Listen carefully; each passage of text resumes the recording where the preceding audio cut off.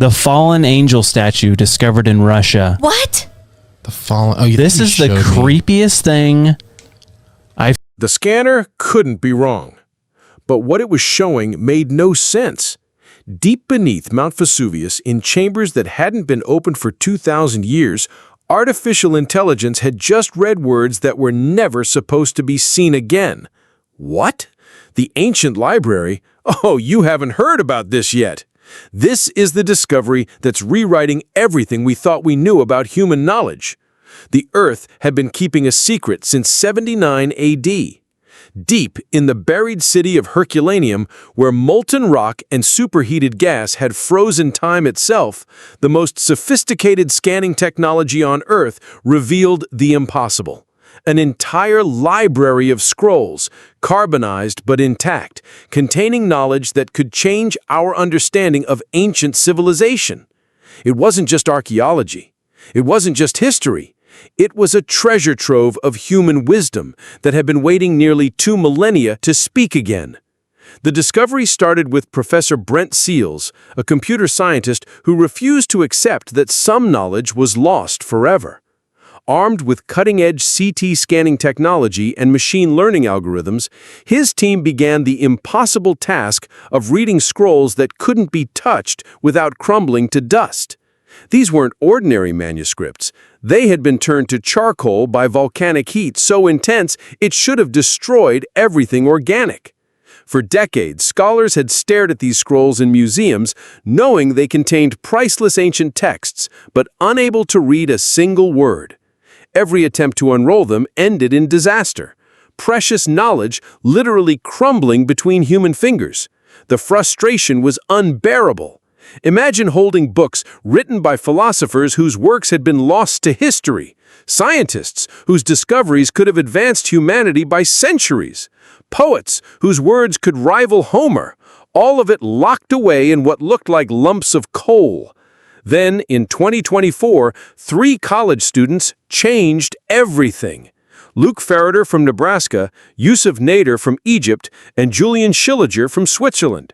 Working independently, but building on each other's breakthroughs, they trained artificial intelligence to see what human eyes couldn't detect. The carbonized scrolls looked identical to the naked eye, just black, charred remains. But the AI could distinguish microscopic differences in texture where ancient ink had once flowed. The moment of breakthrough came on a Tuesday morning when ancient Greek letters began appearing on computer screens. Real words. Complete sentences. For the first time in nearly 2,000 years, someone was reading text that had been hidden since the Roman Empire. The students stood frozen. They didn't speak. They didn't move. One of them later whispered that seeing those ancient words appear was like watching the dead come back to life. The first complete passage they deciphered was about pleasure and philosophy, written by Philodemus, a philosopher whose works had been mostly lost to history. But this wasn't just any text. It was discussing concepts that modern philosophers were still debating. Ideas about happiness, the nature of existence, and how humans should live their lives, all preserved in volcanic ash for 2 millennia. And before anyone could fully process what they'd accomplished, the implications began to sink in. This wasn't just one scroll.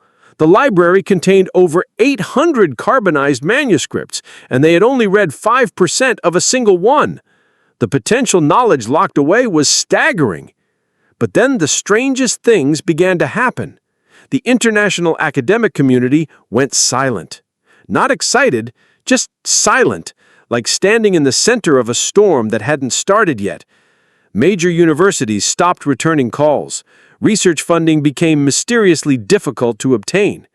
Time itself seemed to slow down around the project. One of the younger researchers tried to approach additional scrolls for scanning. He only got approval for basic tests before being told to halt all work. He said later, before being reassigned to another project, that he felt something trying to pull him away, not physically but professionally. It was like my career was being tugged away from me. He said others described an overwhelming sense of bureaucratic dread, like they were standing at the gates of knowledge too powerful for the modern world.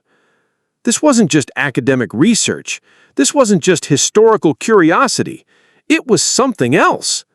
And then from administrative offices came the sound of conference calls, closed meetings, universities coordinating, but not with excitement, with caution. Committees formed overnight, not to celebrate the discovery, but to control it. The committee meetings didn't circle around the breakthrough. They focused immediately on containment. From ivory towers emerged administrators in expensive suits, carrying briefcases thick enough to bury a career. No celebration, no press conferences, just men and women in academic power, faces hidden behind institutional authority. No congratulations, no fanfare, just silence and bureaucracy. The students were called in. No questions were asked about their methods. No forms were signed celebrating their achievement. One of the researchers tried to speak about future discoveries. He was told to focus on his thesis. Then they approached the remaining scrolls. They didn't stop to marvel at the potential. They didn't discuss the implications. They came with restrictions. Funding was carefully allocated. Access was limited. Security protocols were implemented. And as the administrative grip tightened, something happened that none of them expected. The academic world trembled. Not like an earthquake. It was systematic, like a machine processing information it wasn't ready for. One researcher later described it as, the establishment was reacting like it didn't want those scrolls read. But the administrators didn't stop. They secured the project, tightened the oversight, and controlled the flow of information. The scrolls remained available for study, but under strict supervision. Then the controlled narrative emerged. Within 24 hours, the media had their story, but not the one the students expected. The discovery, which had once generated excitement in academic circles, was now being presented cautiously. Press releases spoke of significant but preliminary findings and ongoing research requiring careful analysis. The researchers who had once spoken eagerly of revolutionary discoveries were now giving measured statements about promising but early results. But the controlled narrative couldn't hide everything. Academic insiders began to whisper. The scrolls contained more than just philosophy. There were scientific texts, mathematical treatises, works on engineering and astronomy that suggested ancient knowledge far more advanced than anything in our history books. Some claimed the scrolls contained references to technologies that shouldn't have existed 2,000 years ago. The content wasn't just strange because of its age or its preservation. What set these texts apart from any other ancient manuscripts was something far more unsettling: their accuracy. Modern scientists had examined the mathematical concepts under microscopes of peer review, tried to replicate the engineering designs in laboratories, but they worked perfectly. The knowledge was precise, like nothing they'd ever seen from antiquity. There were no errors in calculation, no primitive misconceptions, no way to explain how ancient scholars could have achieved such sophisticated understanding of physics, astronomy, and natural philosophy. It wasn't just historically significant writing, it was scientifically accurate. And that's when the real questions began. What kind of civilization could have produced such advanced knowledge? Who could have written it? And if it was so sophisticated, what else had we lost when the library was buried? The knowledge wasn't even science that humans had fully mastered. Not in that form. The concepts were described as almost prophetic, too advanced to be coincidental, and too comprehensive to be primitive guesswork. It was as if someone or something had left a comprehensive guide to natural law, making sure future generations could rediscover what had been lost. Days passed, and the whispers only grew louder. The official academic response was buried beneath layers of peer review and institutional caution, but rumors of revolutionary discoveries began circulating in underground scholarly forums leaked by researchers who couldn't stay silent. The verification process was unprecedented. Scholars working under university oversight tested every translation, but the results were consistent. The scrolls contained scientific principles that wouldn't be discovered by European science for another 1,000 years. Mathematical concepts that seemed to anticipate modern physics, engineering principles that could revolutionize construction even today. But what truly baffled experts was the scope of knowledge. Some argued that it couldn't be coincidental. The understanding was far beyond anything other ancient civilizations had achieved. It was as though the scrolls had been written by people who understood the fundamental workings of the universe in ways that modern science was only beginning to appreciate. One historian, speaking off the record, claimed, "It's almost as if this library had been preserved intentionally, waiting to be discovered by people who could finally understand what was being taught." It was a chilling thought. What if these scrolls weren't just remnants of lost civilization, but something far more significant, a deliberate preservation of knowledge designed to survive until humanity was ready to receive it? As the implications became elusive than ever, some turned to what they knew best, historical precedent. The image of lost libraries containing dangerous knowledge isn't just mythology or fantasy literature. It's historical reality, one that's been repeated throughout human civilization.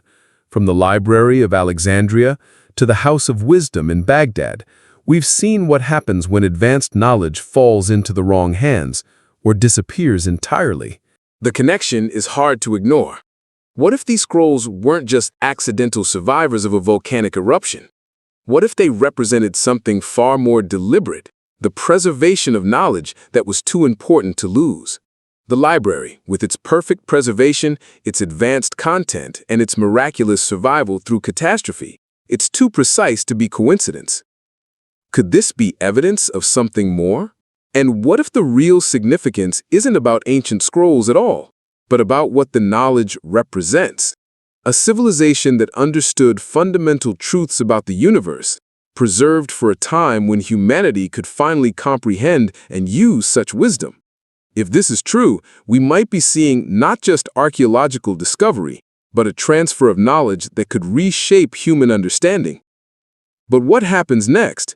The more researchers looked into the Herculaneum scrolls, the more the institutional response began to make sense. Why was there such careful control over access? Why had the initial excitement been replaced with measured caution? As academic social media buzzed with theories, one thing became clear. The universities weren't sharing everything they'd found. Information was being carefully managed, and key details were being kept within select research circles. Why control access to something this potentially revolutionary?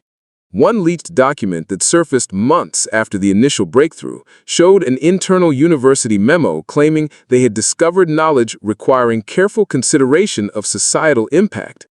The memo pointed to concerns about releasing information that could disrupt established scientific paradigms or challenge fundamental assumptions about human technological development. Could the institutions be treating these scrolls as something more than historical artifacts? Was this more than just ancient philosophy, perhaps knowledge that could revolutionize modern science? Some academic insiders argue that universities, research institutions, and even governments are studying the scroll's contents as potential sources of advanced understanding. What if the ancient knowledge was connected to principles we're only beginning to discover? What if it contained insights that we couldn't yet comprehend? And why, after all this, do the institutions maintain such tight control over access to the full translations? What are they protecting us from? The scrolls are secured. The researchers are supervised. The institutions have established their protocols, and the public has seen only carefully selected excerpts. The mystery grows deeper with every controlled release of information. Yet, the silence speaks louder than any explanation could. Why are we still being told that this requires careful study? Why aren't they sharing the complete translations? If this was just ancient philosophy, why the institutional caution? Why didn't they just release everything and let the world see what was preserved? The more questions are asked, the more measured responses follow. The scrolls are rarely discussed in detail. Those who request full access face bureaucratic obstacles. But there's a feeling, a growing excitement that this isn't just about ancient texts. Maybe this isn't just about scrolls. What they represent, a bridge, a connection. The first library preserved for thousands of years, waiting to share its wisdom.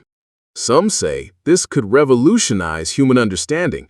Others argue that the institutional caution is appropriate for something so potentially transformative, something we're finally ready to understand. But one thing is clear. The academic world is holding its breath. The knowledge waits in secured archives. What happens when the complete contents of these scrolls are finally revealed? If this first scroll has already shown us glimpses of advanced ancient wisdom, the question isn't just what happens next. It's whether humanity is ready for what we're about to learn. Libraries echo across universities worldwide. Researchers work in secured rooms. In the distance, computer screens display ancient text like glowing words from another time. And beneath it all, preserved knowledge begins to stir. This isn't just archaeology. This is the ignition point, the beginning of something far greater than historical discovery. The scrolls that time forgot are now the scrolls that could reshape everything. Just months ago, these texts were considered lost forever, sealed in what scholars called an impossible preservation. But those who know the scope of the discovery saw something else, something that could rewrite our understanding of ancient civilization, human knowledge, and our place in the flow of history. It's all unfolding faster than anyone thought possible. And yet, the signs aren't just academic, they're transformational. From artificial intelligence reading impossible texts to ancient wisdom challenging modern understanding, the revelations have arrived. And now, with every translation and every breakthrough, one question echoes louder than any academic debate. What other knowledge are we about to recover?